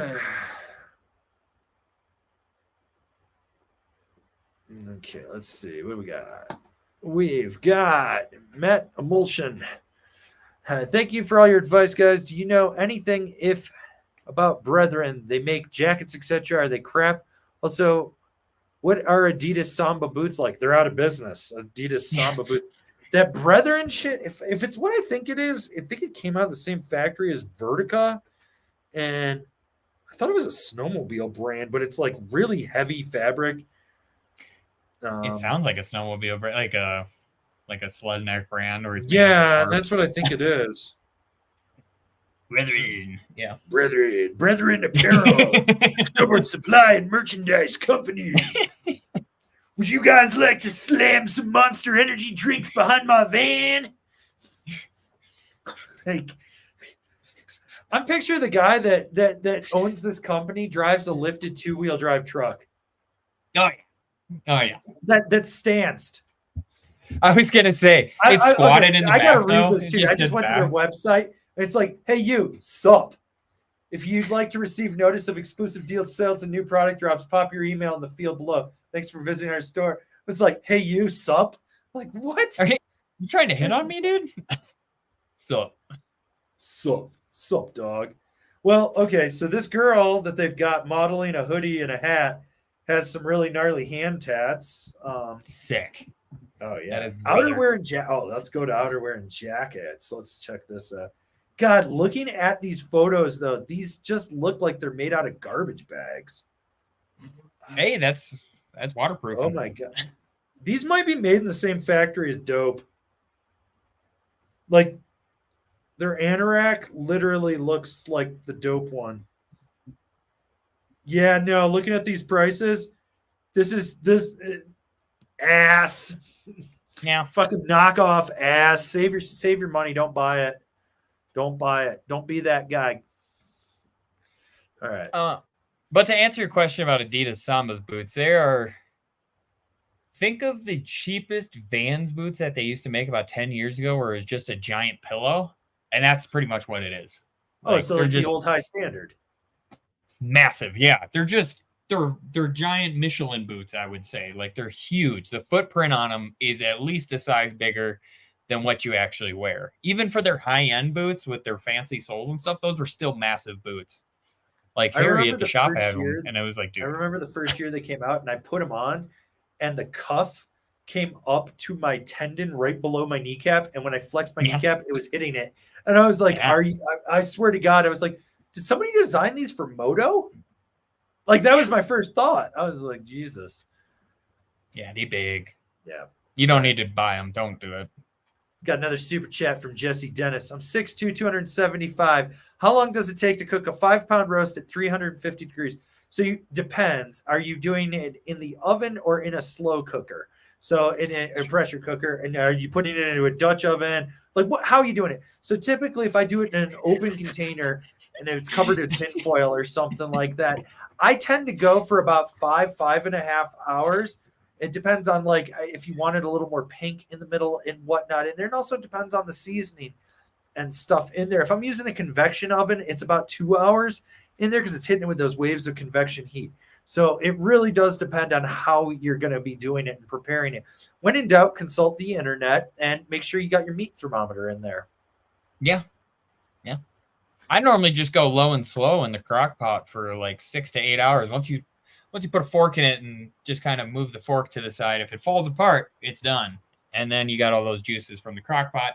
Turn that, make that into a nice little gravy, and now we're talking. Maybe a little tater action on the side. Yeah. Jesse Dennis Burton still sucks balls. Factually true. Yeah. I like this one from Frank Stringfellow. I see a Salty Peak sticker on that Sims board. You should cover it. The owner of that. First off, that's a photo from Brighton's Lodge. So no, that's not like I'd have to go to Utah and then deface historical relics to do that. Second off, I agree with you. Dennis is fucking batshit insane. One of my favorite things to do when I go to Utah is go into Salty Peaks and figure out where the hidden cameras are and then look like I'm stealing shit, and I move shit all over the store because Dennis will freak the fuck out at his house and drive down, and then I just leave. Because they can't detain you. They can't stop you. They can assume they're doing it. I love fucking with Dennis. It's one of my favorite fucking things to do. Like, no, like, dude, I still can't crazy? Salty Peaks is still in business at this point. Yeah. Well, I was gonna say, you know what's crazy about that is they still have the ride contraband bindings. Full price? Like he's got, yeah. I think they're above full price now because of supply and demand. I think he's charging above MSRP for those. And every time someone's like, dude, they still got them. And it's like there's a pallet down there somewhere. I don't know. But yeah, that guy, I love those stories about Dennis. Like every time you hear a Dennis story, it's the greatest story on the planet. You're like, this guy cannot be real. And they're like, it's fucking real. No, dude. Dennis, have you never seen his vehicle? I've seen it. I've seen pictures of it. You know what I'm talking about. The Forerunner with all the fucking stickers that cover all the windows. And it's all about like anti-government conspiracies and like brain waves and space lasers and Mars frogs and shit. Like, how the fuck like can you see out of that thing? It's just a roving blind spot. Well, the best part about it is it's not registered. There's no license plates or anything on it. And the cops there have just stopped pulling him over because he just whips out the Constitution and says there's nothing in here that says I have to register my vehicle.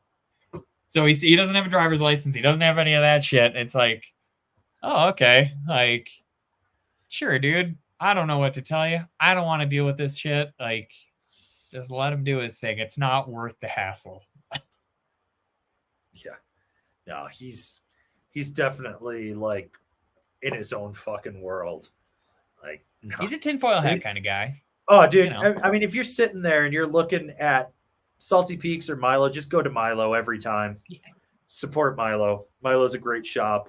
So it's right there.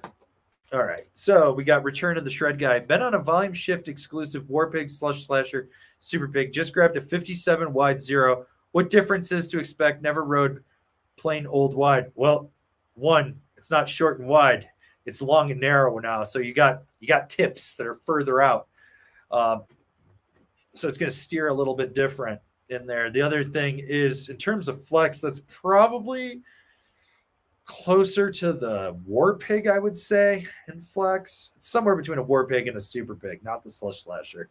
So you just got to get used to that. The camber's going to engage different. It's just going to ride different on edge.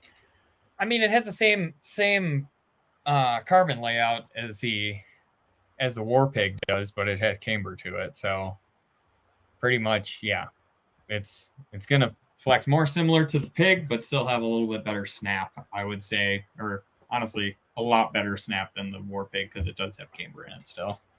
Yeah. All right.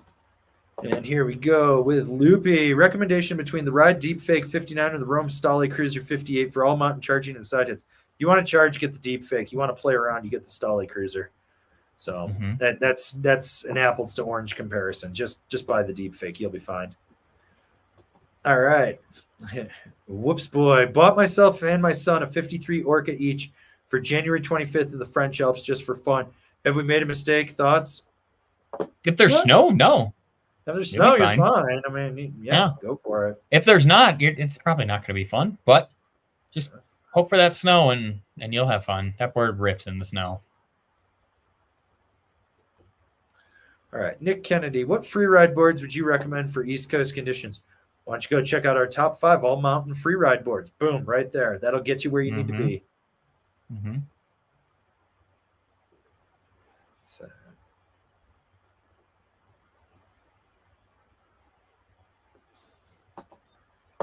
Stephen Whitman, any relation to Slim Whitman?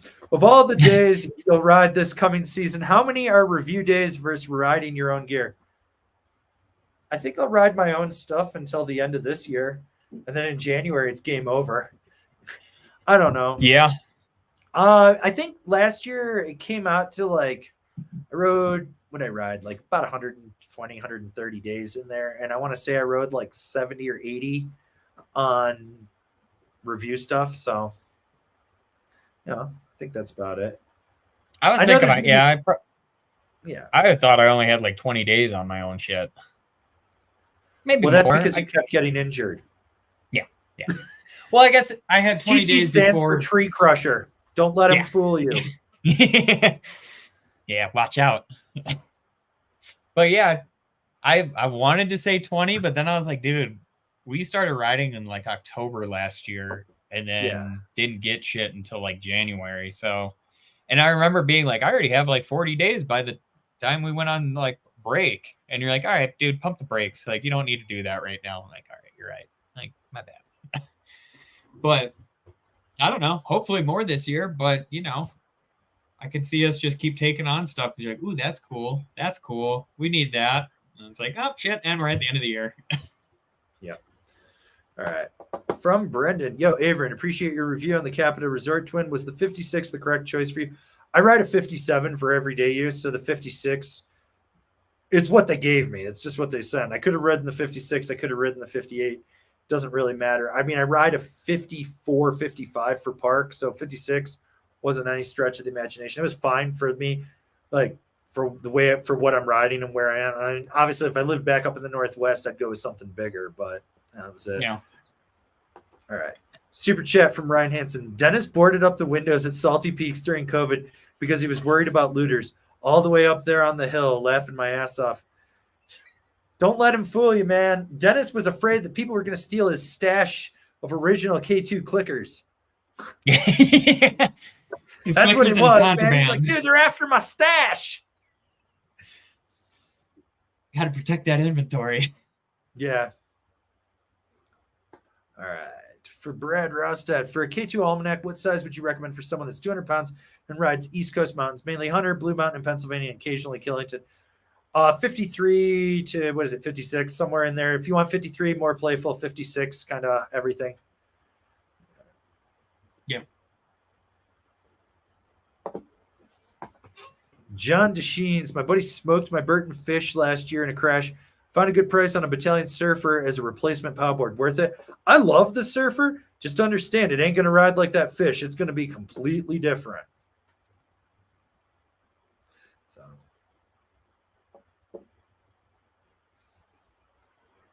okay.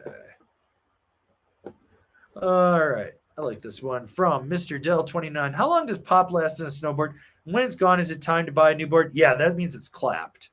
So when you're not getting pop, typically, if you think about it, are on a 100-day perspective based off the average consumer, right? So the average consumer goes 5 days a year. You base it on 100 days. They're going to get 20 years out of that board. And it comes down to the camber profile, the flex, the additives in there and stuff. And some boards just last longer. It also comes down to the rider and how they're riding it and stuff. Like my shadow band's broken in, but I can still pop over a slow sign with it and not worry. It's still got good rebound to it. That's why I'm like, do I replace it this year or do I just let it go for another year? Like, and I'm thinking I go another year on it. Might have changed the sticker job, but got to get that fresh. Snowboarders do crime.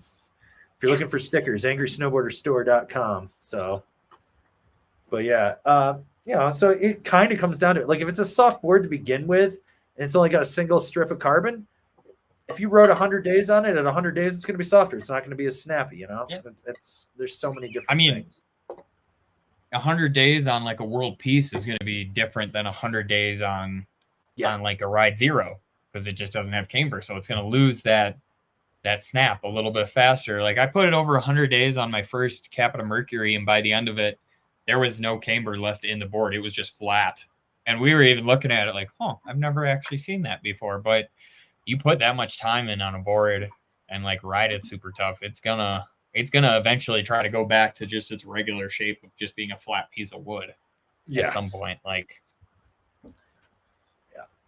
anyways, guys, we've been here almost 2 hours. So let's get the last round of questions in, and Oh no. we'll go from there. Oh no, you saw that too? From Yeah. Well, I just bought the Battalion Cruiser before I watched your review, and now I'm kind of. If you bought last year's, there might be an issue. If you bought this year's, it's better. Trust me. Yep. Yeah, I just saw that. We got an updated. We got an updated Cruiser review coming. So yeah, I wasn't allowed to touch it, so that was per the rep. So yeah, the old rep, the former rep. We got a new rep now. Get to see what he has to tell us. This ought to be interesting. Well, I wonder what the stipulations are from good old Brad, from the tall man. Yeah, we'll see. We'll see if he has any. Maybe Brad will be a chiller and be like, "Yeah, let's do it." No, if it's Brad, his demo fleet's probably going to be bigger than Chad's was. Probably. Oh, it's not. It might be more tailored to the consumer. Sorry, well, Chad, yeah, we're not going to get any like 62 ultra wides. Yeah, or large XL bindings that are like, well, this will fit an 11 and up. So no, the large XL will fit a K2 Thraxis. It won't fit you, but it'll fit me. No, it won't fit me. But no, your boot's too small. That thing's got such a micro footprint. It'll fit me. I just have to push them all the way in. Yep. So yeah, right. Okay. Oh, we got one more. Yep. Super chat from Ada. What backcountry conditions would bring the Alchemist on a trip versus the Excavator, where there might be like a crust layer underneath? Like, it's not super deep. You might be in some more wind scoured. You need more edge hold. You need a little more camber or something. Yeah, and I mean the Excavator, I'm gonna want that for like a flatter trip where it's not gonna be super steep technical terrain. Like, and especially if I'm going in the trees that are tight, I'm probably gonna want the Excavator just because that back tail is gonna be shorter. It's gonna allow you to wiggle a little bit easier than with an Alchemist, where you're gonna want to keep your speed. Yeah. Mm-hmm. Okay.